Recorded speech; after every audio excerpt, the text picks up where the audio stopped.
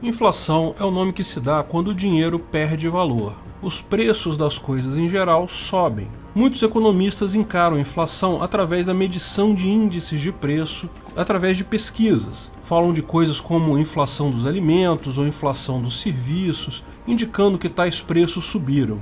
Porém, a escola austríaca usa uma definição mais estreita da inflação: a expansão da base monetária ou da quantidade de dinheiro disponível no mercado. Porque alguns preços subirem por outros motivos não significa nada, é apenas o mercado atuando através da lei da oferta e da demanda. Houve uma quebra na safra de tomates, a oferta de tomates cai, como a demanda é a mesma, o preço do tomate sobe. Isso é apenas o mercado funcionando exatamente como deveria, porque agora existe um incentivo para mais pessoas produzirem tomate, existe um incentivo para consumir outros produtos equivalentes, substituir o tomate por outra coisa, rapidamente a oferta e a demanda se ajustam novamente. Mesmo em uma situação excepcional, por exemplo, devido a uma grande pandemia, as pessoas querem muito comprar álcool em gel, a oferta não muda, mas a demanda cresceu muito. Novamente, o preço sobe e isso é a coisa correta a acontecer, porque daí surge o incentivo tanto do lado da oferta para mais gente produzir álcool em gel, quanto do lado da demanda para pessoas usarem soluções alternativas para desinfetar as mãos. Chamar esses aumentos de preço de inflação não faz sentido. Inflação, por definição, é um fenômeno que acontece em toda a economia, com o aumento da quantidade de dinheiro na economia, não com produtos específicos. E por que aumentar a base monetária leva à inflação e aumento de preços? Bem, porque você sabe, o dinheiro em si não tem valor. Ele vale apenas como uma representação da quantidade de produtos e serviços disponíveis para compra no mercado. No momento que você aumenta a quantidade de dinheiro, mas o número de produtos e serviços disponíveis no mercado continua a mesma, lógico, agora o mesmo produto vale mais dinheiro. O preço dele aumenta, porque agora existe mais dinheiro para representar a exata mesma quantidade de produtos e serviços no mercado. Tipicamente, no caso das moedas fiat, as moedas controladas por governo, o governo controla a base monetária com o intuito, segundo eles, de manter a moeda estável. O que significa isso? Bem, eles querem que os preços das coisas fiquem estáveis apenas com uma pequena inflação. No momento, no Brasil, o alvo é 4% de inflação ao ano. Por que isso? Bem, como eu disse, o dinheiro pode ser entendido como uma representação de todos os produtos e serviços disponíveis no mercado. Mas com o tempo, acontece aumento de produtividade, mais bens são gerados, então tende a haver um aumento do número de coisas no mercado. Se a base monetária permanecer a mesma, isso significa deflação. Como acontece com o Bitcoin, a cada tempo que passa, as coisas se tornam mais baratas em Bitcoin. Porém, muitas vezes o governo abusa desse mecanismo e gera mais dinheiro que o necessário, causando inflação, mais inflação do que ele deseja. Um pouco de inflação nem é muito problema, segundo algumas linhas de pensamento de alguns economistas por aí. Porém, se abusado, pode gerar a superinflação, que é extremamente prejudicial. E sim, já vivemos isso várias vezes aqui no Brasil.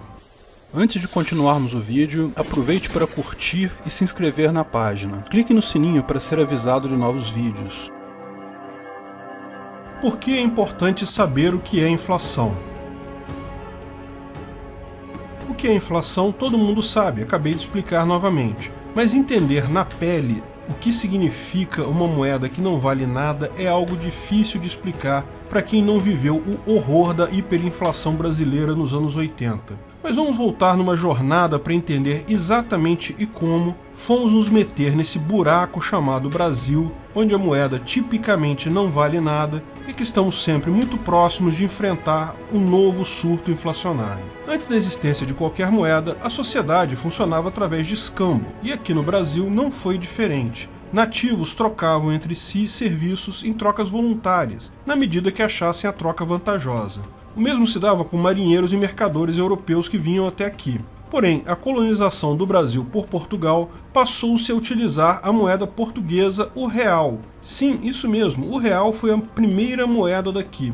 Porém, como o idioma da época era um pouco diferente, o plural de real era chamado de réis, ao invés de reais como chamaríamos hoje. Vale mencionar que a moeda da época ainda poderia ser considerada dinheiro de verdade por ter lastro em ouro. Portanto, não era somente um papelzinho colorido lastreado em honestidade de político. A princípio, as moedas eram realmente feitas de materiais preciosos como ouro e prata, e o dinheiro, quando não moedas físicas de tais metais, eram cédulas de certificado de depósito desses metais em bancos. Por isso que a libra se tornou uma moeda, porque uma libra equivalia a 453,592 gramas de prata na Inglaterra. O mesmo é observado com um dólar, que em 1792, sendo 24,057 gramas de prata. Porém, tudo mudou por conta da independência do Brasil. Quando Dom Pedro I assumiu o trono, restavam apenas 2.000 réis de ouro nos cofres do governo. Qual a solução do governo? Deixar de gastar dinheiro roubado? Claro que não.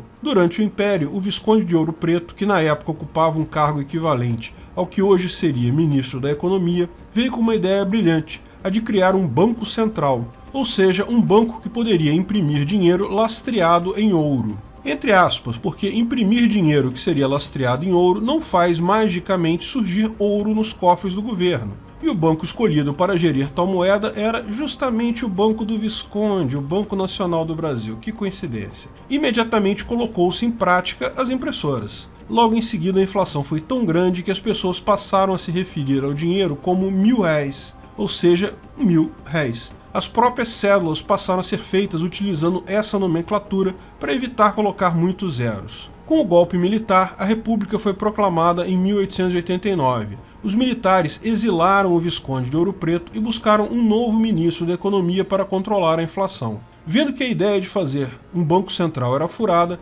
procuraram alguém que se opunha ferozmente a essa política e acharam Rui Barbosa. Então, somente por ser contra a ideia de um banco central, colocaram ele no cargo.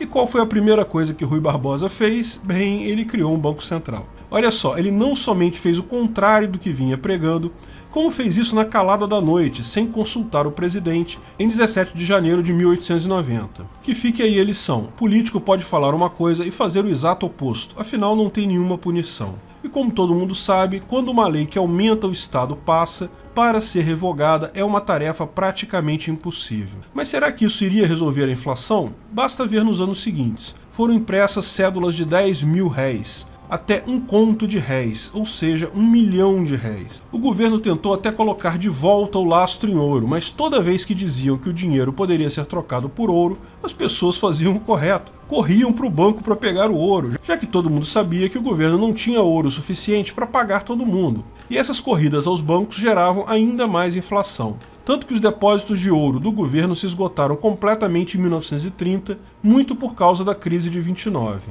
Em 1942, o gordinho suicida, o fascista de estimação dos antifas, o Getúlio Vargas, veio com uma ideia brilhante. Ao invés da gente utilizar 1.000 réis, ou 1 milhão de réis, ou conto de réis, vamos trocar o nome da moeda para cruzeiro e cortar 3 zeros. Assim o número fica menor e parece que o nosso dinheiro é mais forte. Ideia típica de político, né? Ao invés de resolver o problema, ele muda o nome do problema e pronto, está resolvido. E assim foi. Na época da mudança, um cruzeiro seria o equivalente a 1.000 réis. Um conto de réis, que era 1 milhão de réis, virariam 1.000 cruzeiros. Claro que, sem redução nos gastos públicos, a inflação continuou a devorar o salário dos trabalhadores. E, obviamente, a construção de Brasília, que não saiu barato, tendo o governo brasileiro pego vários empréstimos para bancar a cidade-palácio de Juscelino Kubitschek, a coisa só piorou. Então a inflação cresceu tanto que em 1967 os militares decidiram seguir o exemplo do Getúlio. Trocaram novamente a moeda, dessa vez para cruzeiro novo.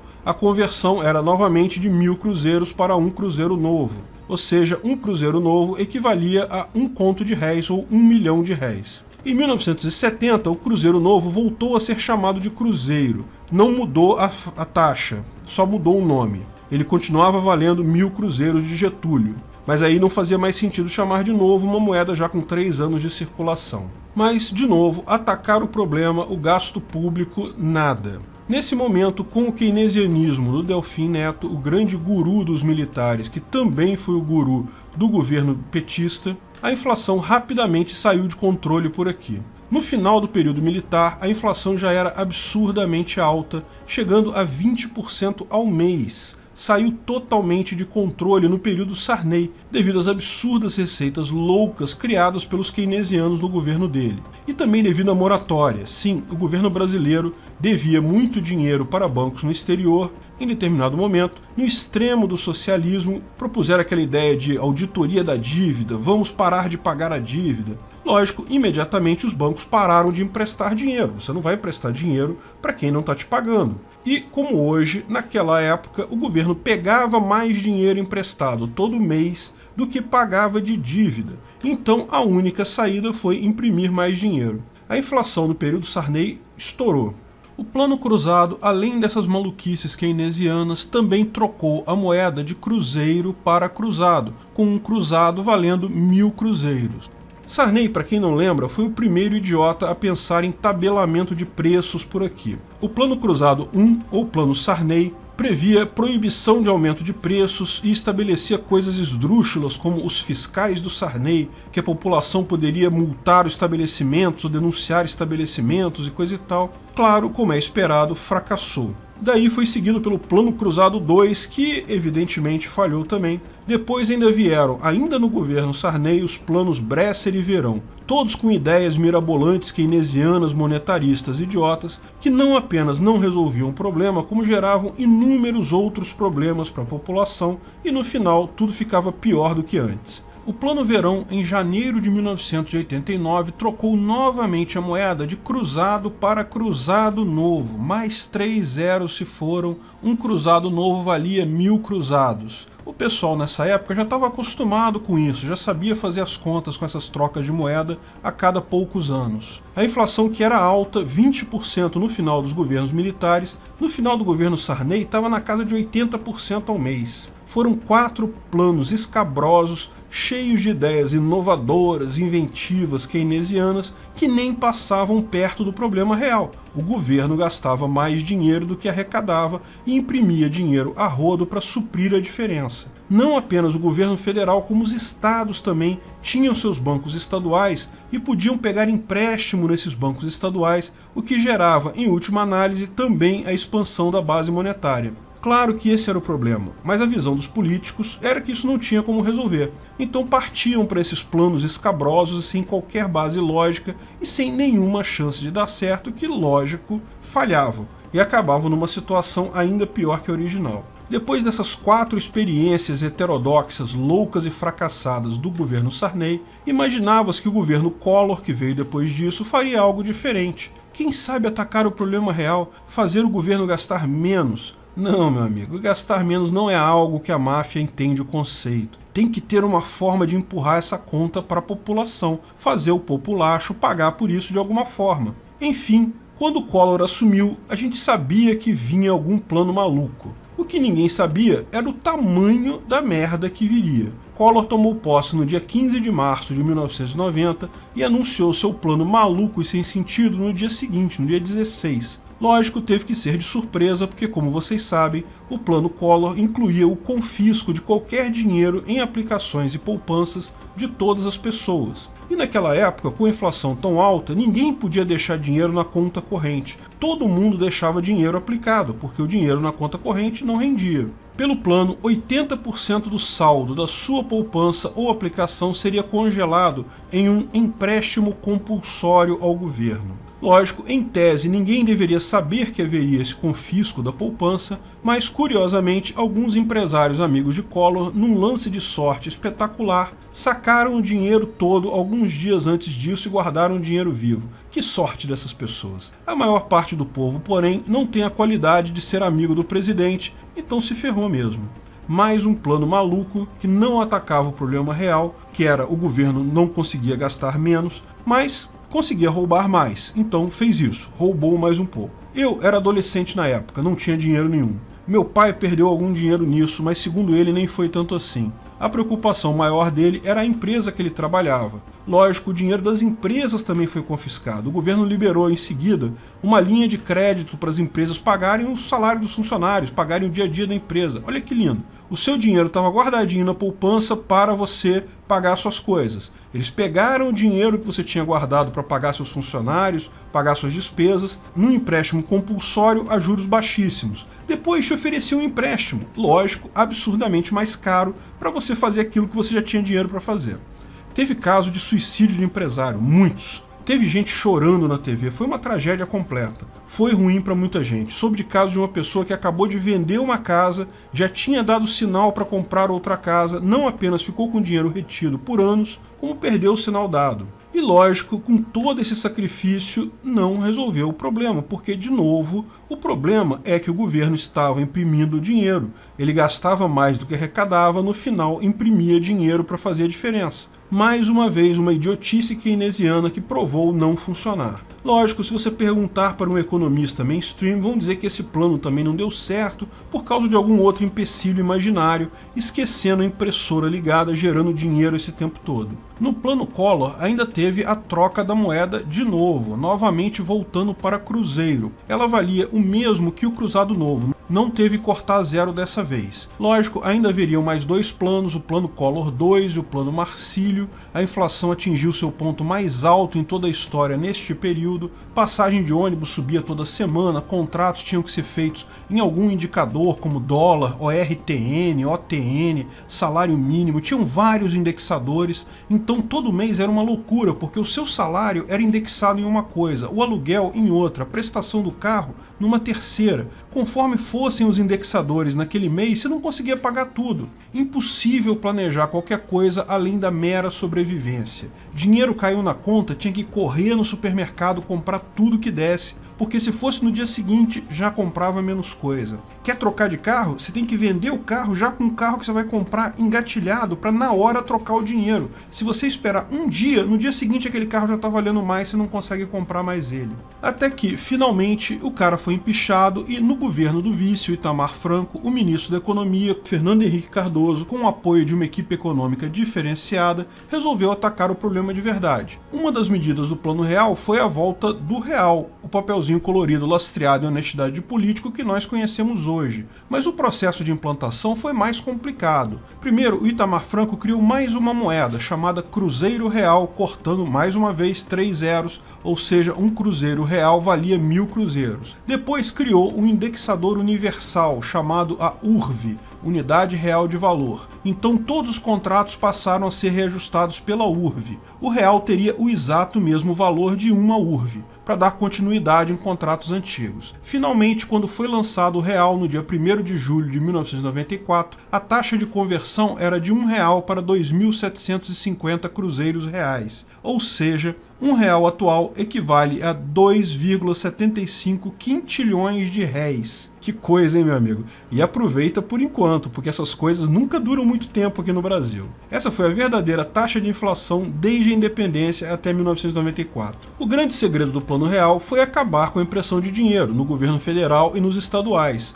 Privatizou-se os bancos estaduais, criaram-se leis que impediam que os governos estaduais pegassem dinheiro emprestado nos bancos estaduais, aumentou impostos absurdamente, o país se endividou loucamente em troca de parar de imprimir dinheiro. Lógico, quem pagou no final das contas tudo isso foi você mesmo, meu amigo, com muito imposto a mais e não tinha como ser diferente. Mas pelo menos FHC tem o mérito de ter realmente atacado o problema real. Foi o primeiro que fez isso. Quando finalmente o problema real foi atacado, parou-se de imprimir dinheiro para cobrir as despesas do governo, resolveu-se o problema. A inflação não zerou, porque nem é interesse do governo zerar ela, é manter ela baixa, mas fora uma subida ou outra, ela tem se mantido razoavelmente sob controle esse tempo todo. A questão toda é que, e isso é porque é importante a gente lembrar do que é inflação, com a pandemia recente, auxílios emergenciais, decisões tresloucadas do judiciário, governadores estaduais contratando milhares de coisas aleatórias, em várias instâncias, ignorando o controle de responsabilidade fiscal, corremos o risco de rapidamente voltar para onde estávamos. Eu sinceramente espero que não, mas essa é uma possibilidade real. Voltar a imprimir dinheiro loucamente Isso não é uma história bonita, mas pelo menos dessa vez existe uma vantagem. Nós temos como nos proteger da gastança do governo.